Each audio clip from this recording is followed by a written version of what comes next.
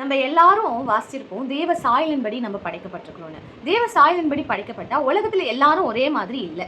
எல்லாரும் ஒரே மாதிரி தான் இருக்கணும். எல்லாரும் வெவ்வேறு நிறங்கள்ல இருக்கிறாங்க, வெவ்வேறு ஃபீச்சர்ஸ் கொண்டு இருக்கிறாங்க. ஒவ்வொரு நாட்டில் ஒவ்வொரு விதமான ஆட்களை நம்ம பார்க்குறோம். அப்புறம் எப்படி தேவ சாயலின்படி நம்ம படைக்கப்பட்டிருக்கோம்? கண்ணு, மூக்கு, வாய் இதெல்லாம் பேஸ் பண்ணி இருக்கா, இல்லை வேற எதை குறித்து அந்த தேவ சாயல் என்று இருக்கு அப்படின்னு இன்னைக்கு நம்ம பார்க்க போறோம். தேவ சாயல் என்பது தேவன் மூவரா இருக்கிறாரு. எப்படின்னா பிதா, குமாரன், பரிசுத்த ஆவியானவரா இருக்கிறாரு. அதே போல நாம ஆவி, ஆத்துமா, சரீரம் இம்மூன்றையும் கொண்டுதான் மனுஷரை படைத்திருக்கிறார். சோ அது தேவ சாயலுக்கு ஒப்பிடப்படத்தக்கவையா இருக்கு. இன்னொரு விஷயம் தேவன் மகிமை கொண்டிருந்தாரு. அவர் மேல இருந்த மகிமைய படைத்த ஆதாம் மேல வைத்தாரு. தேவனை போல மகிமை பெற்றவராய் ஆதாம் இருந்தாரு. அவர் பாவம் பண்ணி தேவனுக்கு விரோதமா தேவனுடைய வார்த்தைக்கு கீழ்ப்படியாதனால பாவம் பண்ணி விளங்கிட்டதுனால அவங்களுக்கு கண் திறக்கப்பட்டுச்சுல, தேவ மகிமை ஒன்று அவர் மேல மூடி இருந்தது பார்த்தீங்களா, அது விலகப்பட்டுச்சு.